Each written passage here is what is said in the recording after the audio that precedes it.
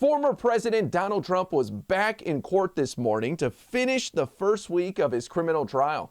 And while he didn't have a cheesy campaign event this morning where he tries to pretend that random people really like him, even though the event is chock full of bust-in, vetted campaign supporters, he did have a new conspiracy theory about how they are trying to torture him in the courtroom. Check this out. So we have another day of court in a freezing courthouse. It's very cold in there, on purpose, I believe. They don't seem to be able to get the temperature up. It shouldn't be that complicated, but we have a freezing courthouse, and that's fine. That's just fine.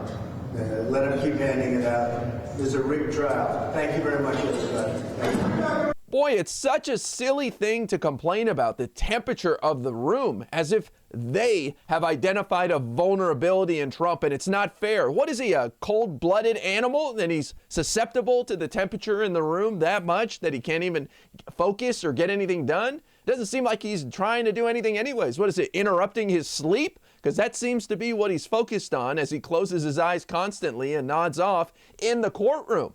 But it just looks pathetic to cry about how cold the room is. It makes him look frail and weak. And isn't that the number one complaint that they make against Joe Biden? That he's physically unable to do the job? Meanwhile, we've got a guy complaining about the temperature like an old lady on bingo night. But that wasn't the end of it. Trump also wanted the world to know that it was Melania's birthday and that he wanted to be with his wife, even though she hasn't been at any of his court appearances. Check this out.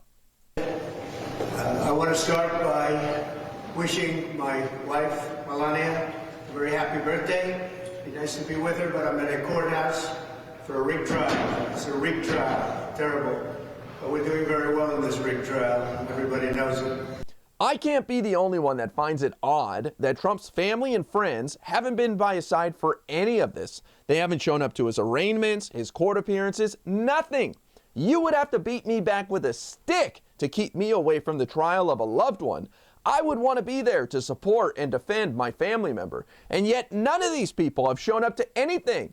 And Trump has the audacity to come out here and tell people it's Melania's birthday and he would love to be with her. Meanwhile, she's not even in the same state with him as he is sitting in court with his freedom at stake. Wow. But I can't help but wonder what the jury must be thinking, sitting there watching former President Donald Trump day after day, a shell of his former self, with no family in the courtroom to support him. And they're hearing tales about how he cheated on his wife and tried to hide it not only from his family, but from the American people in an illegal way to influence the 2016 election. Donald Trump thought he was going to use these court appearances to gain public sympathy and go on to win the November election.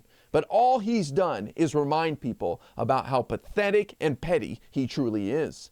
With so much at stake, the first ex-president on trial and his own personal freedom on the line, all he can do is complain about the temperature in the room, something that he could resolve himself within minutes.